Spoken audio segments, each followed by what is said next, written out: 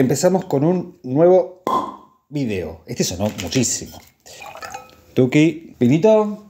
Sí. Saluchi.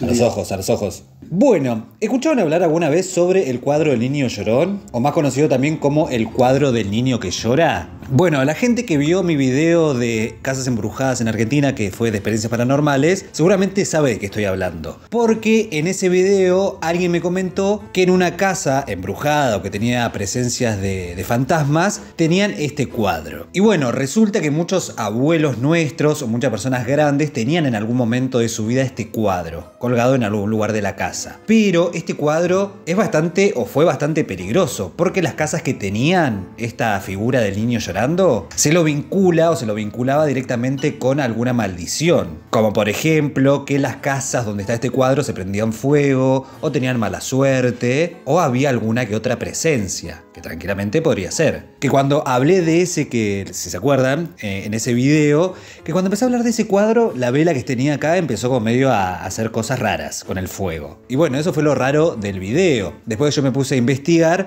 y resulta que tiene una historia bastante particular. Pero bueno, para conocer mejor la historia y la leyenda del cuadro El Niño que Llora, cómo fue que se originó, quién fue que la pintó y demás, tenemos que ir, y sí, al inicio. ¿Y empezamos? Vamos nomás.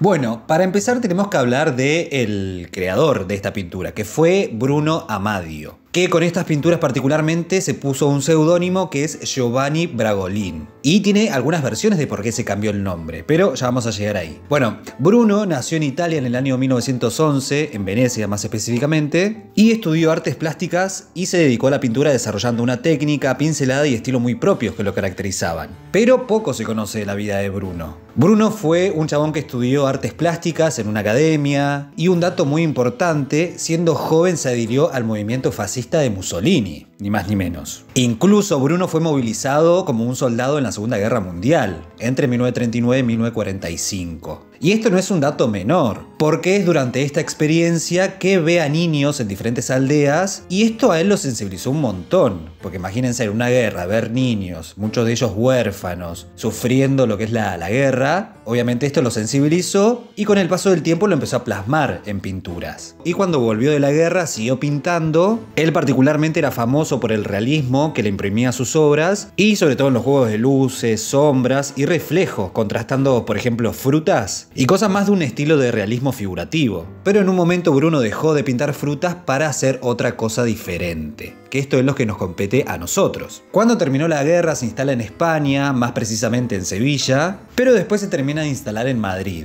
Durante esa época de su vida se cree que empezó a pintar estos cuadros de los niños llorones, que muestran imágenes de niños y de niñas llorando, con la cara triste. Y eso era lo que llamaba la atención, porque todos los cuadros que hacía eran niños llorando, y siempre con algunas lágrimas cayendo, siempre. Eso era algo puntual, que estaba en todos los cuadros que hacía. Y es ahí cuando empezó a pintar estos cuadros es que se cambió el nombre a Giovanni Bragolin. Hay una versión que dice que se cambió a este nombre porque no quería quedar pegado a las pinturas, que no estaba contento con lo que estaba haciendo. O sea, medio que no le gustaba tanto y dijo, no voy a poner mi nombre en algo que no me gusta tanto, se lo voy a cambiar y me voy a poner Giovanni Bragolin. Y después hay otra versión que dice que en realidad se cambió el nombre porque hizo un pacto, que ya vamos a llegar ahí, que esa es la parte más turbia. Estas pinturas que él hizo las llamó como Los Niños Llorones, como dije, y las hizo en la década del 50, época en la que al principio no le compraba estos cuadros ni el loro, o sea, le iba bastante como el culo con estas pinturas. Pero de golpe y porrazo, en los años 50, fines de la década del 50, sus cuadros empezaron a vender sorpresivamente, o sea, y en gran cantidad. Pero no solamente fue la pintura del niño llorando, sino eran 27 pinturas de niños llorando. Y acá quiero leer algo textual que encontré en internet que explica más o menos cómo eran las imágenes, que me parece re lindo y lo voy a leer. Sobre todo habla del niño que llora, que es la imagen que voy a dejar acá. Dice, el niño que llora muestra un retrato de medio cuerpo de un infante de entre 2 y 3 años, de pelo rubio y brillante, ojos azules, las facciones de querubín, angelicales, anegadas por las lágrimas que corren por sus mejillas. El rostro enmarcado por una profunda tristeza, por una pena interior que se escapa al llanto común que suele encontrarse en niños de tan corta edad, cuyas lágrimas responden a hambre, miedo o frustración.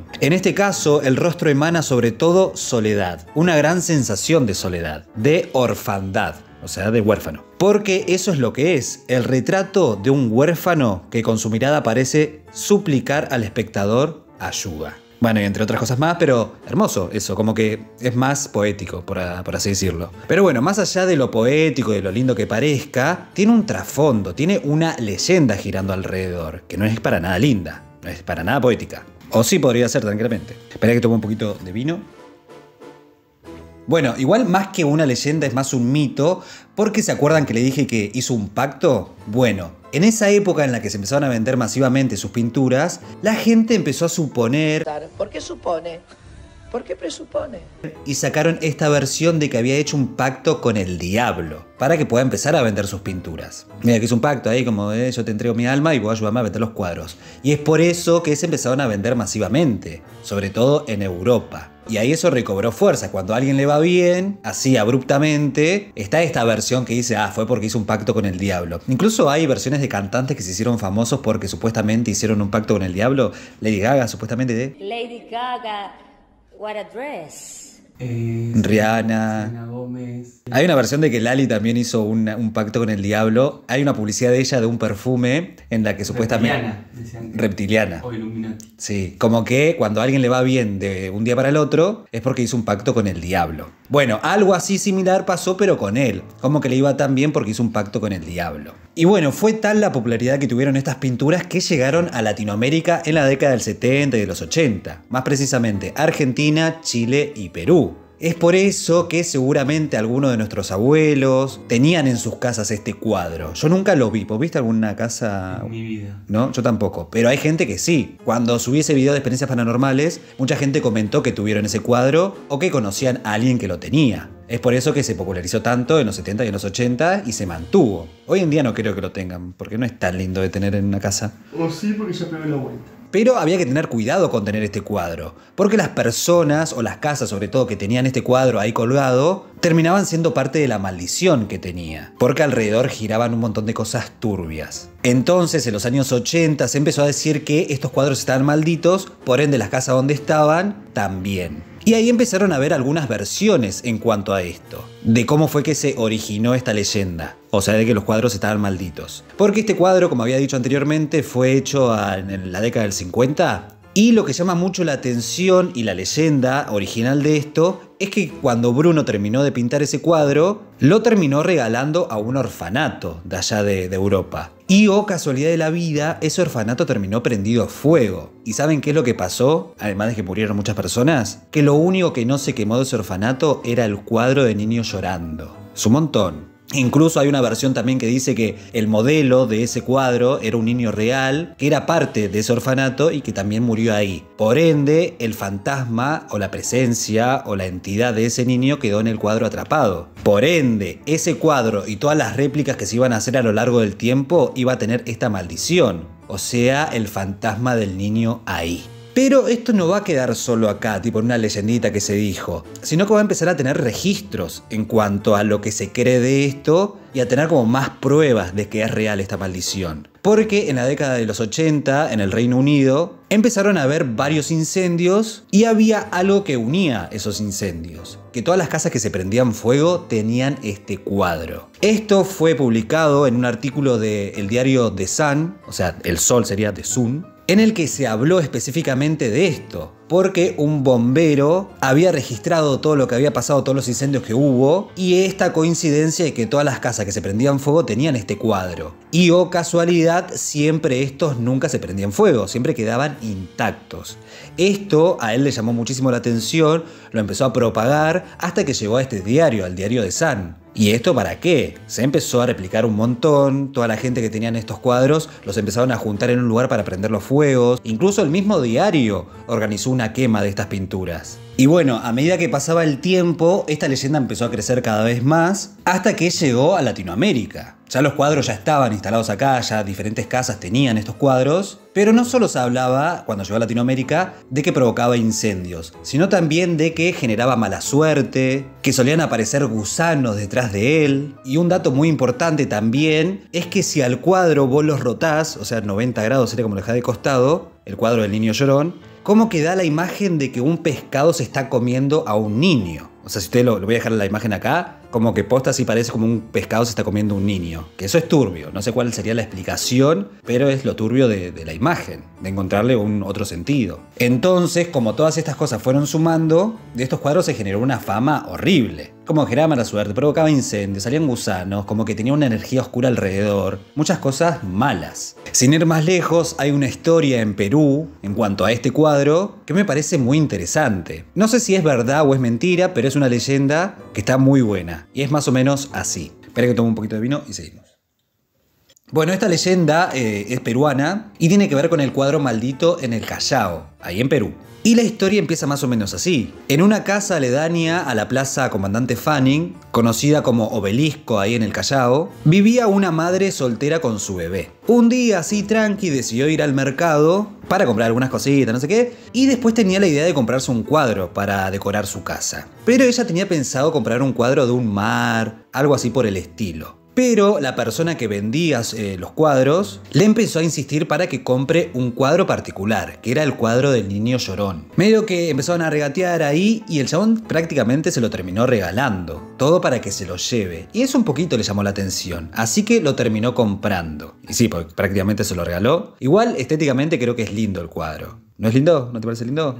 Bueno, no sé si para colgarlo, pero está muy bien hecho. Bueno, seguimos. Bueno, después de comprar el cuadro, lo llevó a la casa y decidió ponerlo en la cocina. Y ahí lo dejó. Después pasó un poco de tiempo, la madre terminó consiguiendo laburo en una aduana, por ende terminó contratando una niñera para que cuide a su hijo, al bebé. Pero acá lo que empezó a pasar con este niño es que empezó a estar muy intranquilo, empezó a llorar mucho, se despertaba a cada rato llorando, o sea, la empezó a pasar mal. Y esto le llamó la atención a la madre, pero decía, bueno, debe ser por la edad. Pero cada vez que iba a la cocina el niño era peor, porque terminaba llorando más, teniendo crisis, era un montón. Supuestamente esta historia. Pero los días siguieron pasando, la niñera seguía cuidando a este niño y acá empieza a ponerse todo más turbio. Porque en un momento la madre cuando estaba con su hijo lo estaba cambiando y de pronto siente o nota que el niño, o sea el bebé, tenía moretones en el cuerpo. Imagínense cómo estaba la madre, cómo quedó, o sea, preocupadísima, cómo va a tener moretones. O sea, lo que pensó es que la niñera le pegaba, porque cómo iba a tener moretones en el cuerpo, no tenía sentido. Ahí la madre agarró y la echó a la niñera, primero pelearon y demás, y la terminó echando. La niñera decía que no sabía cómo lo tenía, cómo le iba a acusar de pegarle, entre otras cosas más, y la terminó echando. Pero esto no terminó ahí, porque la niñera no tenía nada que ver con estos moretones. Y acá viene el punto final, o sea, donde todo desencadenó en algo bastante turbio. Porque era un día medianamente tranquilo, la madre llevó al nene a la cocina y el nene no paraba de llorar, pero en un momento tocan la puerta, o sea, la puerta de la casa. La madre deja al nene solo en la cocina y va a atender. Y cuando fue a atender, escucha un golpe en la cocina. Hace un golpe seco que la preocupó y fue corriendo a ver qué había pasado. Y de repente se encuentra como que el nene estaba inconsciente, tirado en el piso con un golpe en la cara. En ese momento lo levanta, lo hace reaccionar y cuando mira el cuadro ese que tenía ahí en la cocina del niño, ve que el niño tenía una sonrisa y que la miraba de otra manera, como si fuese una persona viva. Ella quedó totalmente sorprendida, no entendía absolutamente nada y quedó con miedo, obviamente. Después le comentó a sus familiares que no le creyeron nada, como siempre, nunca creen en estas cosas la gente, hasta que en un momento dijeron, bueno, te apoyamos, tenés razón, y en un año nuevo decidieron prender fuego ese cuadro. Pero lo que llamó muchísimo la atención es que cuando lo tiraron al fuego, como para que arda ahí, no se prendía. O sea, quedaba intacto, el fuego no le hacía absolutamente nada. Y recién después de un rato pudo prenderse fuego. Y según esta leyenda, que cuando se terminó de prender fuego hubo un apagón general. Es creer o reventar, es una leyenda, podría ser. Y así fue que se creó esta leyenda y que la mantuvo viva en Latinoamérica, más específicamente ahí en Perú. Esto se mantuvo con el tiempo y hasta el día de hoy se cuenta. Como para dar más peso a esta leyenda del cuadro maldito. Es re loco eso. Imagínense que un cuadro reviva y golpee gente. Eso ya es un montón. Bueno, que prenda fuego a casas también. Es re loco, es como para una película esto. Tendrían que hacer una película. ¿Habrá una película? Yo no encontré cuando estoy buscando información. Si alguien conoce alguna película que se haya hecho, seguramente una película under. Y si no se hizo, estaría buena para hacerla. Debe haber película. Pero bueno, si existiese la posibilidad de entrevistar al creador de esto, que hizo las pinturas y después no figuró en ningún lado, yo le preguntaría qué onda con esto. Pero bueno, murió en el año 1981 y si le hubiesen preguntado en ese momento, ¿qué les iba a decir? Sí, hizo un pacto con el diablo para que se vendan. No sé, rari. Pero quedan esas dudas. ¿Fue realmente un pacto con el diablo? ¿Esos cuadros están malditos? ¿Alguna de estas leyendas que conté en el video será verdad? Son todas dudas, pero es una leyenda bastante particular. ¿Ese cuadro seguirá existiendo? No sé si sigue existiendo. Seguramente sí. Si hay alguien que tiene este cuadro o si conoce a alguien que lo tiene todavía, déjenlo en los comentarios. Yo quiero saber si existe hoy en día. Pero el original, el que pintó él. No, el original no creo que se encuentre incluso. Porque se hicieron tantas copias que se habrá perdido. No sé, pero lo que dice esta leyenda es que el niño que murió en ese incendio está atrapado en ese cuadro y toda persona que lo tenga tiene la maldición de este niño. Pero bueno, así fue más o menos la leyenda esta del niño llorón. O la leyenda del cuadro de niño que prende fuego a las casas, que así fue como lo conocimos nosotros. Pero bueno, si ustedes tienen alguna otra historia, alguna otra leyenda, cualquier cosa de la que quieren que hable, díganme en los comentarios si lo hago. Acuérdense de compartir, de comentar, de dar like, de todo. Y bueno, espero que les haya gustado y nos vemos en el próximo video.